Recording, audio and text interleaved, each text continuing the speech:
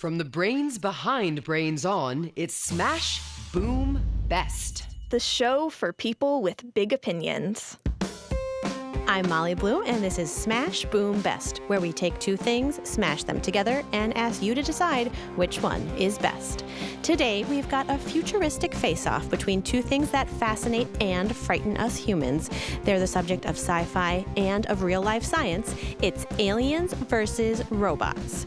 I think that aliens are cooler. Robots, they do my work for me. Aliens are better because they haven't been found yet. Robots, they can do so many things. They're definitely cooler than aliens. I really want to meet an alien sometime in my lifetime, and I already know many robots. Robots would win because we don't really know if aliens exist.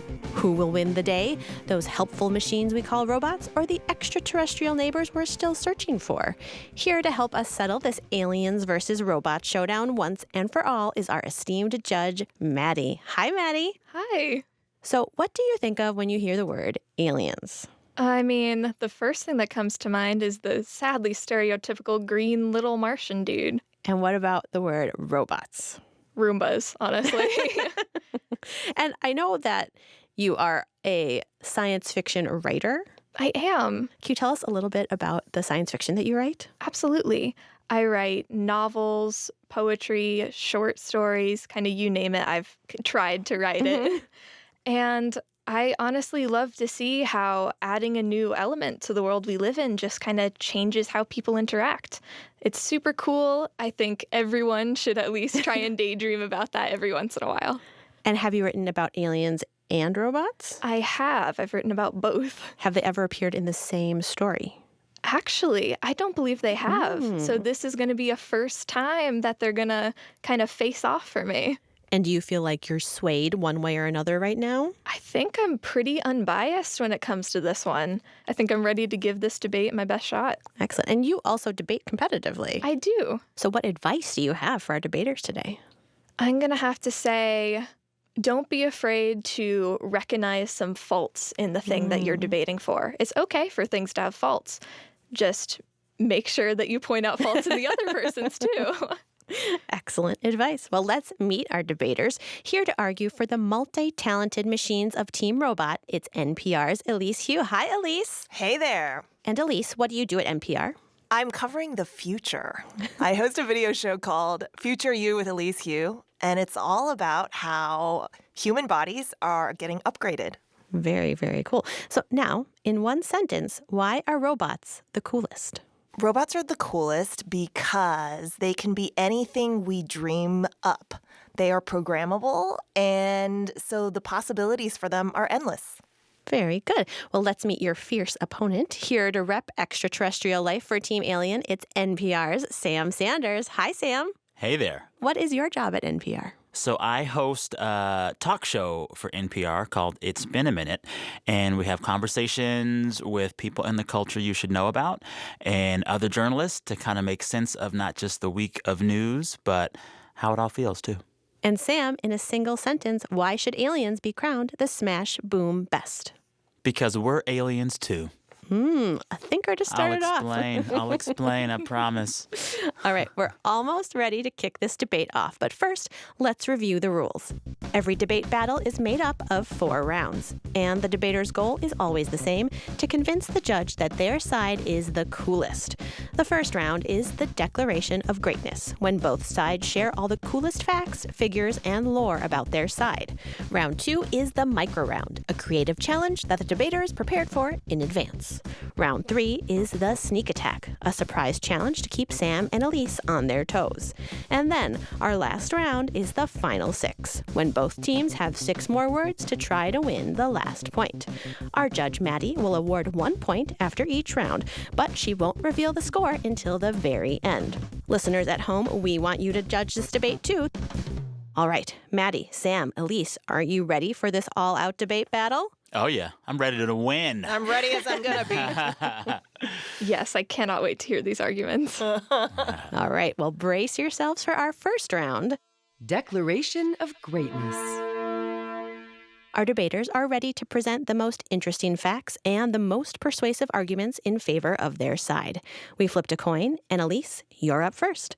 Please deliver your declaration of greatness for robots. I want to start by introducing you to someone. He's short, spunky, and wait, where did he go? Is this who you were looking for, Elise? Oh, it's Optimus Prime and R2-D2. Hey, you two. But these aren't the droids I'm looking for. It must be this one, the model known as BB-8. Hey, thanks, Data. That's the android from Star Trek: The Next Generation. But actually, I was thinking of... Eva. No, not Eve. I was looking for you, Wall-E. But Eve's great, too. In fact, you're all awesome. Why, thank you. You're awesome, Elise.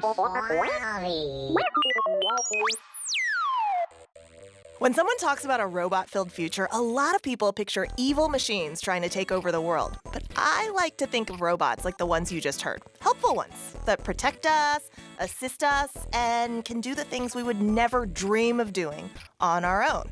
One way to define a robot is a machine that can sense the world, come up with a thing to do, and then do that thing. So if I built a machine that released water when I pressed a button, I wouldn't consider that a robot for the purposes of this debate. But if I built a machine that could sense when I'm getting thirsty, think to bring me a glass of water, and then bring me one?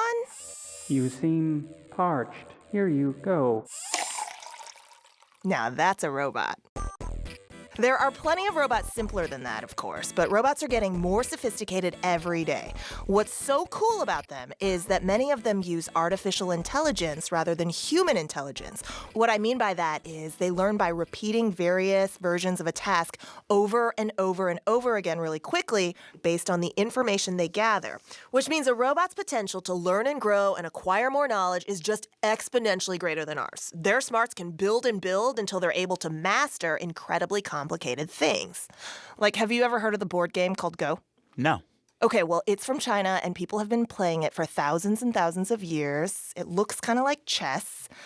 Basically, the players use black and white stones to try and conquer the largest amount of territory on a board. So think of it like checkers combined with chess, but with an almost infinite number of moves that you could play. In fact, it seemed too complicated for robots until AlphaGo. AlphaGo is a program made by a company called DeepMind, and boy, did it train for this. Training hard, never giving in. AlphaGo really wants to win. AlphaGo studied 100,000 human games of Go, different matchups, trying to master the moves. And on top of that, it played millions of games against itself. That's machine learning. Then in 2016, it was finally ready. AlphaGo went up against perhaps the best Go player in the world, a man named Lee Sedol. I was there in the crowd during this entire weekend tournament. It was the biggest gathering of international journalists I'd ever been part of. Lee Sedol, the Go player, started his professional career at age 12. He knew all the moves, or so he thought. When he went up against AlphaGo, he saw new strategies he would have never considered. And it worked for AlphaGo. AlphaGo ended up beating the human 4 out of 5 matches. That's part of the potential here. Robots are human creations from our imaginations, but they can expand to become so much more. It's inspiring, really. And best of all, we can harness that power for good. We're already developing robots that can help partially paralyzed people walk again. We're making machines that can make bionic limbs feel and be controlled more like regular limbs with our minds. Robots can help find earthquake survivors under the rubble or just clean our homes. And sure, you can spend time watching the skies hoping to one day maybe see an alien with hopes it's actually a nice alien, which is a gamble. Or you could spend your time getting cool skills by actually learning to build your own robot. Lots of elementary, middle, and high schools have robotics clubs where kids can make bots that lift things, carry things, and sometimes fight other robots. Show me an alien that can do any of that. Show me an alien at all. We've yet to even prove they exist. And while we're speaking of aliens, do you know who really loves robots? NASA. Robots, not humans, are sent to explore far-flung planets like Mars. It's a cold, desolate place, not really suitable for humans, but just fine for curiosity. That is a 6-wheeled rover sent by NASA back in 2012 to explore Mars. This hardworking bot scoops up soil, drills in rocks, and analyzes geological samples so it can send data back to Earth. Thanks to Curiosity, we've learned a ton of fascinating and illuminating facts about the red planet, with no aliens to report, I might add. So why should you choose robots? Because they're not like us. Sure, we made them, but they're also so different, and they can still help us. They can help us learn, explore, care for others, which means they can help us with the stuff that makes us human. Team Robot, all the way. An optimistic and rousing argument for robots. What did you think of this declaration, Maddie? That was very in-depth. I loved it. What was the fact that stood out to you there? The fact that with robotics clubs, people can interact with robots right now. That is a big draw for me. Excellent work. Well, Sam, we're going to give you a chance to respond to Elise. You have 30 seconds to make a rebuttal, and your time starts now. Robots don't do all of the good stuff that Elise says they can. They're just not there yet. And speaking of, a Mars rover, NASA sent one up recently and it got stuck in a sand pit and couldn't get out. Dumb robot. When you guys say, oh, these Roombas are great robots, did you hear the story about how the Roomba spread dog poop all over its owner's house? Let's not overestimate what these robots can do. They're not there yet, and their minds cannot match the mind of an alien. That has to stay in there. It's interesting, Sam, that you're taking the most negative examples of robots rather than the best ones. And so just because things go wrong, because machines do malfunction sometimes, that doesn't mean that the entire existence of them is unworthy. I want us to have a realistic view of robots and what they can and can't do. I don't believe in lying to the children, Elise. Your realistic view is a little cynical, Sam. Wow. I call myself a realist. Well, Sam, now it's your turn to deliver a declaration of greatness. Convince Maddie and all of our listeners that Team Alien is the smash, boom, best. Aliens. We come in peace. Phone home. It looks like a purple people eater to me. It was a one-eyed one. Humans have been obsessed with aliens for a really long time. We've been dreaming up aliens and searching the skies for aliens for thousands of years. Hello? Is anybody out there? In the 16th century, the astronomer Nicholas Copernicus proposed the sun-centered universe, and that laid the groundwork for talk about extraterrestrial life to explode. If the Earth isn't the center of the universe, then there must be other Earths out there, inhabited by other beings like us, but maybe not like us. Once the 1800s rolled around, people began to try to make contact with these beings from other planets. I know. We'll use a sky telegraph to communicate with life on other planets. But it wasn't until about 70 years ago that tech became advanced enough for us to actually explore space. And soon after that, conspiracy theories and movies and massive scientific research projects all about aliens took the world by storm. In the 1950s, the U.S. Air Force began to use the term UFO. That stands for Unidentified Flying Objects. The first famous UFO sighting happened a couple years earlier, on a dark night in June 1947. A civilian pilot named Kenneth Arnold reported 9 objects flying over Mount Rainier in Washington state. They were going fast, like 1,700 miles an hour, and they looked like saucers skipping on water. Around the same time, a rancher in Roswell, New Mexico, found unidentifiable debris in his sheep pasture. Bits of metal and foil and weird scraps of some kind of glossy paper? I ain't never seen anything like it. This stuff has got to be from some kind of alien spaceship. Well, probably not. The Air Force decided those 9 flying saucers Kenneth Arnold saw must have been a mirage. And the debris in Roswell? 50 years later, the U.S. military released a report connecting the Roswell incident to a top-secret atomic espionage project. But that has not stopped people from believing. From the 1950s onwards, movies and TV shows all about aliens have been big business. Hollywood churned out hundreds of them, including The Day the Earth Stood Still, Earth versus the Flying Saucers, The Outer Limits, Star Trek, Star Wars, Star Maidens, Battlestar Galactica, Close Encounters of the Third Kind, Alien, Aliens, E.T., Independence Day, Men in Black 1, 2, 3, and International, The X-Files, Lilo and Stitch, Galaxy Quest, Alien vs. Predator, District 9, Alien Covenant. Gotta stop there. In some of these movies, aliens are nice. Some of them are really hungry. Some look like humans. Others look more like jellyfish or even dinosaurs. Which brings me to my first point about why aliens are 100% cooler than robots. We can all cook up images of aliens and robots till the dogs come home. But robots will always resemble humans in some way or another because we have to make them. They can only be as wild as we imagine them to be. But aliens, they'll be weirder than our wildest dreams. Maybe more powerful or more beautiful, more amazing. Wait, did you just hear that? It's a spaceship filled with aliens. They're probably going to eat us. Just kidding. That's actually the sound of planet Earth. You see, in space, objects don't make noise because there isn't any air for sound waves to travel through. But they do give off signals that scientists can turn into sound waves. So those chirps are the sound of Earth's radiation belts. And here's the sound from the sun. And a whole bunch of stars.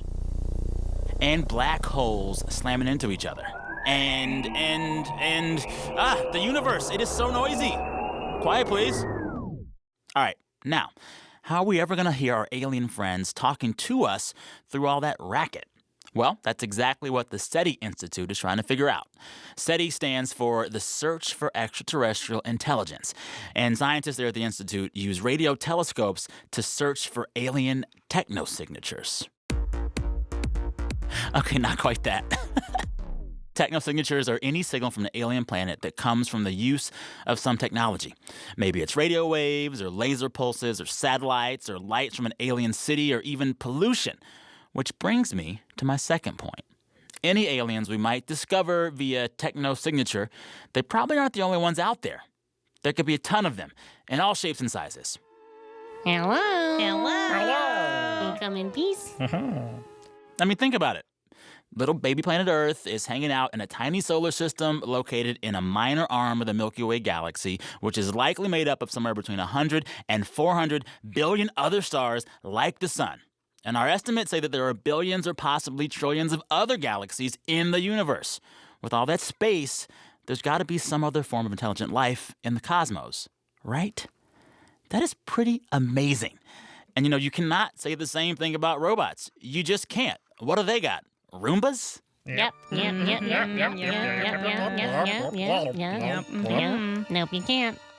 All right, also, final point. To all the aliens out there in the universe, we're the aliens. Alien life detected, Captain. They have furry heads and 10 wiggly thingies coming off of long stumps. The aliens call themselves human beings, Captain. Isn't that amazing? I like being an alien. Don't you? Oh, yeah. Robots, whatever. They're just glorified computers. But aliens, think about it. They are us, and they could be everywhere, and they get us asking these big questions. They keep us searching the stars, and they are quite possibly more amazing than anything you or I could imagine. Wow, a mind-blowing defense of aliens. Maddie, what did you think? Are you feeling persuaded? I really am. I love the point that aliens can be more than we could ever imagine. That is absolutely fantastic to me as a writer. Well, Elise, it's your turn to make a rebuttal. We'll give you 30 seconds to respond to Sam, and time starts now. What I want to point out is all of this is theoretical. All aliens are right now are basically what we can imagine. So the very limitations that he lists for robots, which is that they are man-made, all of these ideas that we're conjuring up for aliens are also man-made because they're just figments of our imagination. I would say let's get practical here. What exists right now, what can be helpful to humanity and helpful to us in our individual lives, that would be robots. We prove that they exist. What I hear you doing, Elise, is shutting your heart off to hope and imagination and faith and belief in something higher and bigger than all of us. I do believe in what's higher and bigger than all of us. It's called robots, and they're already here. A Roomba is not higher than us. I'm sorry. There he It's is, just going not. negative again and thinking of the least common denominator. Oh, man, you've got a lot to think about, Maddie. A lot of good points, a lot of good facts, a lot of good dreams. We've heard 2 epic, fact-filled declarations. Now, Maddie, we need you to award a point in secret for this round. Listeners, you too, you can always press pause to think it over. And remember, this is a very subjective judging system. Whoever convinced you that their side is the coolest should get the point. Okay, Maddie, did you mark it down? I did. Was it an easy decision to make? Oh, it was tough, but I think the side that got the point really swayed me. Which was? Well, we're going to give you 2 a short break to recharge your battery or do whatever aliens do, but this showdown is far from over. We'll be back with 3 more rounds of debate. Stay tuned for more Smash Boom Best. You're watching State of Debate, home to rage and rhetoric and awe-inspiring argumentation. Taylor Lincoln here with 18-time debate champ Todd Douglas. And we're doing something a little unusual today. We're covering a debate that occurred just moments ago, behind the scenes on this very show. Do we really have to do this? Oh, come on, bud. It'll be fun. Now let's hear exactly what happened.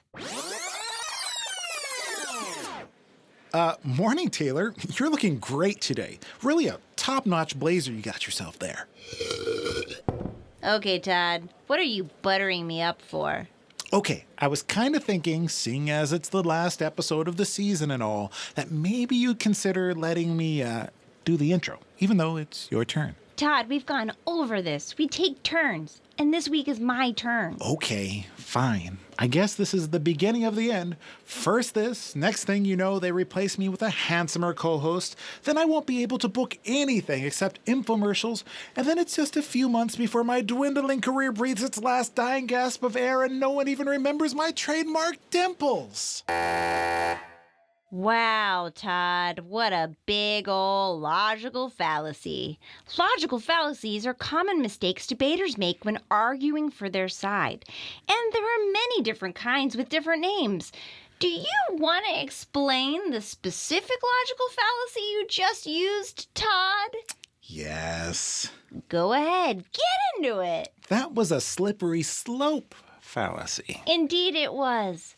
Go on. A slippery slope is when you say one action that will start a chain of events that lead to a big outcome, like my career coming to a grinding halt because you wouldn't let me have the first line in the episode. You heard it here, debate heads. Slippery slope fallacies only make your argument weaker. Now let's see how I responded. That doesn't sound very likely, Todd. Let's talk sense. It's my turn, and I negotiated for it in my contract, and that's a fact. And can you imagine how disappointed and confused our devoted fans would be if they're expecting to hear my voice and they don't? They'll be crushed. Ahem. That's an emotional appeal right there.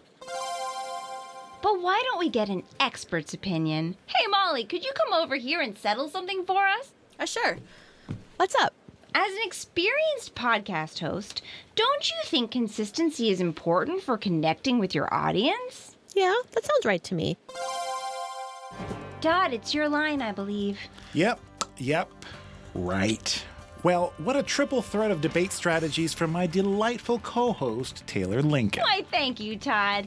Yep, I served up facts and an emotional appeal and even got an expert opinion in there. Well, take it from me, debate heads. Logical fallacies don't work. Instead, use tried and true methods, and above all, facts. That's it for this season of State of Debate. Boom, boom, boom, boom, boom, boom, boom, boom, smash, boom, best. You're listening to Smash Boom Best. I'm your host, Molly Bloom. And I'm your judge, Maddie. We love hearing from our listeners. We get letters and virtual high fives and drawings, but most of all, we get really awesome debate ideas. Like this one from Rosie and Solly from Skokie, Illinois. Our debate idea is TV shows versus podcasts. Oh, that is a tough call, Rosie and Solly. Well, we're going to hear from them again at the end of the episode to hear who they think should win. I hope it's podcasts. Now it's time to get back to today's debate, aliens versus robots. On to our second round. Micro round.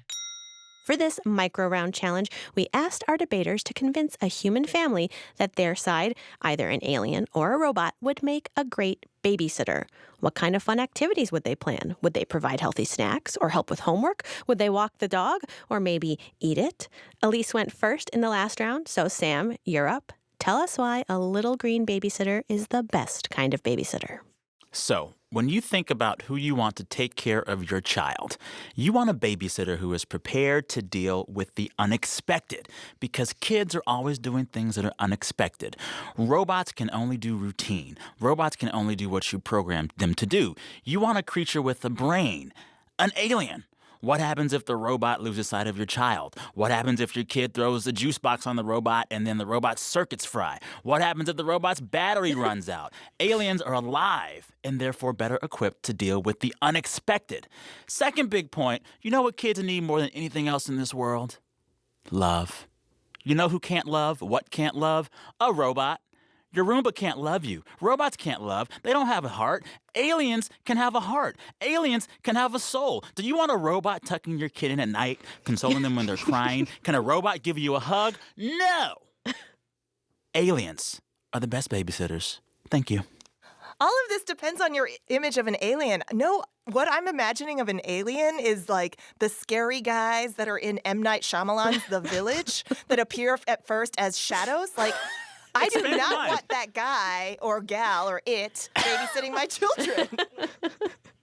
So what do you think, Maddie? Would you hire an alien? Honestly, I think it depends on the alien, too. Yeah. I'm going to need to, interview every single person. All right, Elise, it's your turn to talk up robots' qualifications. What is a robo-babysitter programmed to do? I love the idea that you can program a robot babysitter in the first place because we are really busy these days. We're always multitasking. And what we're asking of our caretakers is more and more responsibility. And so the fact that a robot can do all sorts of things without getting tired is a point for the robot. I have 3 children of my own, and I imagine they're like many kids in that they love screen time. And so iPads end up babysitting our kids a lot. Robots are built-in screens. So I can absolutely see robots being both the caretaker and the Netflix. So it's really fulfilling a lot of tasks for the parent. So I'm imagining endless possibilities because parents have so much to ask of our caretakers, and you can just program those into the robots themselves. As someone who's gotten to know Elisa's 3 kids through her, I'm going to tell you what I know to be true. Those kids would tear a robot in half in 20 minutes. They just would. I'm sorry. Here's the thing about technology stuff. Kids break that stuff. They break it. But this Kids will assumes break that a robot. aliens can't be broken. You can't break a heart and a soul and a brain. I'm thinking about aliens just oozing out. You cannot break an alien's heart, mind, and soul. I'm seeing a fork accidentally go into an alien and it's green blood just oozing out. That's your kid's problem. Wow, you talk about that with them. My. This is going to be a very tough call, Maddie. I do not envy you having to make this decision. Take a minute to decide who wins this round. Think back to when you were a kid. I am a kid. Well, but you're past babysitting age, right? Mm-hmm. You're past the age of needing a babysitter. Who or what would you have trusted most to watch young you? I Don't can't tell me, just legally say that right now. I'm just saying, put it in your head. Put the question in your head. Okay, Maddie, it is time to award your point. Have you made your choice? I have. All right, on to our most surprising round. Sneak attack. The sneak attack round is a different challenge every episode that our debaters are given on the spot. Sam and Elise, are you ready to hear what you're up against? Sure are. Okay, your sneak attack challenge is Crossword Clue. We want both of you to create 3 crossword puzzle clues related to your side. Each one should include a number of letters and a clue to help you guess the word. For example, if I was arguing for the beach, I might make up this crossword clue. A 5-letter word for a large, salty body of water. Ocean. Correct. That is the answer I was looking for. So both debaters will come up with 3 of these crossword clues related to their side, and then their opponent will try to get the answer. Does that make sense, Sam and Elise? Yes. Sure does. And Maddie, the way you judge this round is totally up to you. You can judge them on creativity, humor, the number of facts they work in, or if they got the other competitors' clues right. There's no right way to score this. Got it, Maddie? Absolutely. All right, debaters, we're going to give you some time to work while we listen to some lovely hold music. Hello, humans, I come in peace. Wah, wah, deedle, doodle, winky, cheese. Call me E.T. Yoda, Predator. Meep, moop, sing, wibble, wobble, blink. 001, that is how I think. Call me Siri, Alexa, Mega Man. All right, Sam and Elise, are you ready? Oh, yeah. Ready. Excellent. We'll have you take turns presenting and solving these crossword clues. Elise, you're up first. 6-letter word for Sam's least favorite robot. Roomba. Yep. Nailed it.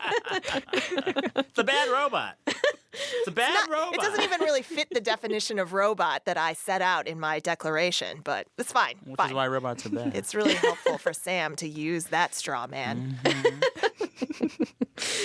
All right, Sam, your turn. A 5-letter word for the human organ in our bodies that we associate with emotion, love, and spirit. Heart. Yes, ma'am. A heart. Something an alien can have, but a robot never can. Oh. Burn. Burn. Okay, here's a quiz. 4-letter word for the human-like droid I introduced in my open. R2-D2. So much for Sam paying more attention to the robot. There's a lot of information in these rounds. Give me a hint. What movie? Spock. That's an alien. God. He's got aliens on the brain. Yep. It's also my favorite robot in pop culture. Data. He actually had to ask for help from the producers. I just want to point out for the judge there. Thank you for the information. He had to get help to remember that. Oh, my God. Oh, my God. Okay, last one from Sam. All right, my last word is a 7-letter word that describes the ability to feel what others are going through. Empathy. Yes, another characteristic or trait that aliens could have, but robots never can will. Easily show. Sure. Sure. Oh, man. Some excellent crossword clues. Watch out, Will Shorts. Now, Maddie, and all of you listening at home, it's time to award a point, however you decide to judge this round. Creativity, facts, getting the answers correct. Whatever you want, completely subjective. Judge it by getting the answers correct. No. Judge it by how awful. Judge it by whether or not you want a Roomba to babysit your kids. I'm judging it holistically. Canard. I like the holistic approach. All right, Maddie, have you awarded a point? I have. Was it a tough decision? No, actually. Not really. I feel that. I'm vibing with our judge right now. All right, 3 rounds down, just 1 more to go. The final 6. Sam and Elise have one last chance to sway our judge in just 6 words. Sam, you're up first. Aliens can live. Robots cannot. Excellent. Now, Elise, you're up. Bring it home for the magnificent machines of Team Robot. Robots are programmable, plus they exist. Okay. Love that little. Boom! Mic drop. Okay, sure. All right. It's been a long journey from faraway galaxies to common ground, from zeros and ones to complicated tasks. We've heard the good, the bad, the promising, and the terrifying. And now there's just one more point to award. Maddie, have you awarded the final point?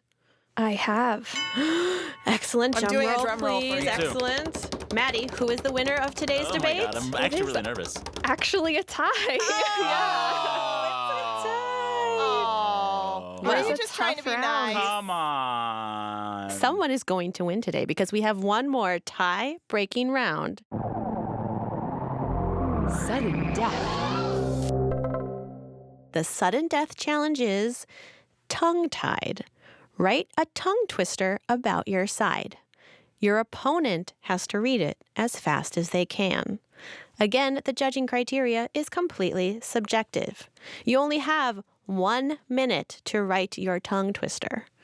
Maddie, while our debaters work, do you want to break down the rounds for us and explain who got which points? Declaration of Greatness, Aliens won. That more than we can imagine part just won me right over. Micro round. Aliens won again, because honestly, if I'm handing my kids over to someone, I'm going to want them to be able to love, actually. Sneak attack, though. Robot side was funny. She got all the answers right. It was broad across the spectrum of answers. It was fantastic. Loved that. Point to robots. And then the final 6. Honestly, the fact that robots can't live isn't necessarily swaying me at all. So robots won that one too. All right. Well, they both have one more chance to win you over. Sam went first last time, so Elise, you're up. Please read the tongue twister Sam wrote for Team Alien. Alien, Aliana, Ariana Grande, Alda, Alanis, Adele, all are aliens. Ali, Oxenfree. Aliens, by the way, to be aliens, they're you and me. Better than Roombas, can't you see? That's a whole song. Wow. You're welcome, America. Set that to a beat later. Yeah. Mine doesn't make any sense. All right, Sam, you are up. Please note, I had to help him with that tongue twister. Because I couldn't read your letters. You're writing like a robot. In 3, 2, 1, Roomba the robot rode a riveting roadster racked and rife with riders wearing woven wreaths on their wretched knees. Wow. Not bad. An excellent tongue twister and an excellent read of said tongue twister. Thank you. Really nice work, both of you. This is a really hard decision, Maddie. This is. But you have to decide and award a point for this final tongue twister round on whatever criteria you decide it should be awarded on. I do. Okay. Okay, Maddie, the time has come. Who is the winner of today's debate? Here we go. Aliens has won. Yes.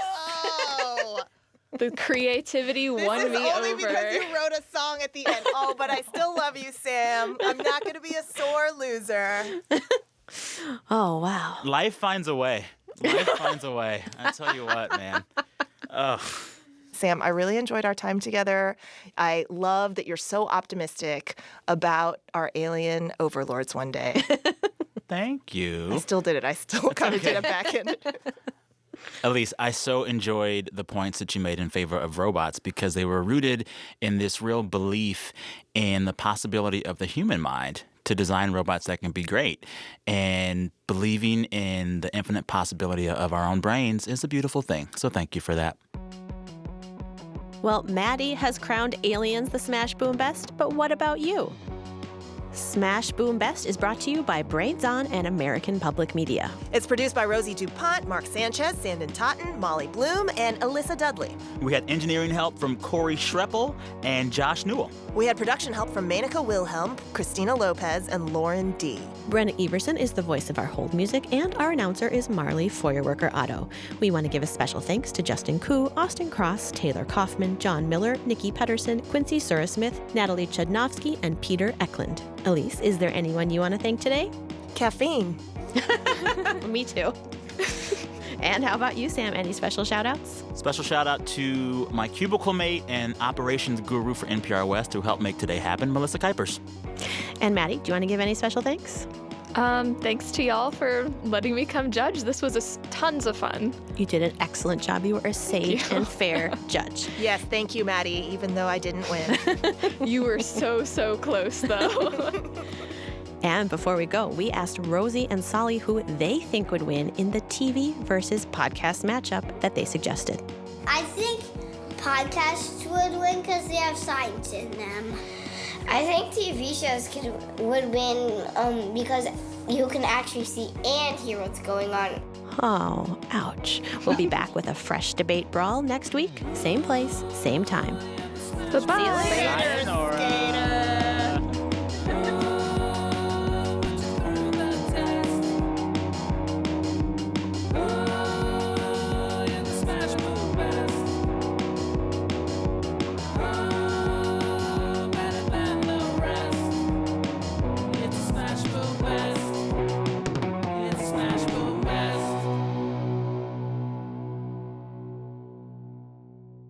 Imagine a lovely, benevolent E.T. figure. That's what he wants you to think. That's what he wants you to think. I love E.T. could. Oh, E.T. babysitter.